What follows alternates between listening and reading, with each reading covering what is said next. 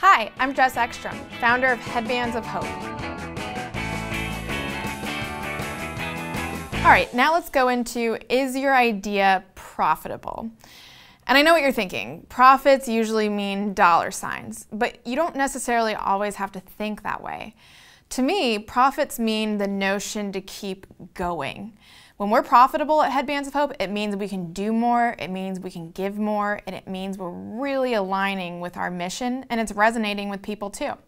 So the first step to identify if you're profitable is identifying the demand. So you can't create a demand, you have to find it and fill it. So some ways to do that is by testing out your product in these in-person, face-to-face situations. So can you sign up for a local farmer's market to be a vendor, or a craft fair, or any kind of thing where you can set up a booth, showcase your product, and see if people are actually taking out their wallets, who aren't your friends and family, and purchasing your product. Then we're going to go into calculating the costs.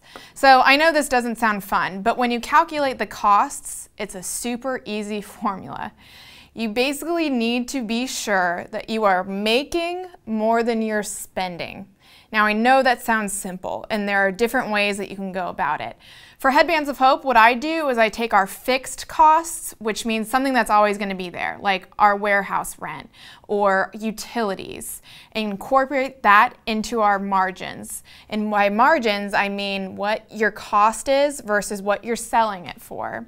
So you always need to make sure your sales are over your costs of your fixed costs and how much you're purchasing your goods for. So the idea of calculating your costs is you need to make sure that what you're making is more than what you're spending. So kind of take down all these expenses that might pop up anywhere from rent to staff to what you're purchasing the materials for and then what you're going to sell it for. And then you can make projections. So sometimes making projections is hard when you haven't tested the market yet, but what projections actually mean is that what you know that you need to hit in order to keep going with your business. So you can make sales projections, you can make projections in units, and then you can take whatever you're selling your product for and making sure that it is more than what your cost is, because that means you can keep moving forward on your business and you can keep creating impact. I hope this lesson helps you be the entrepreneur you want to be.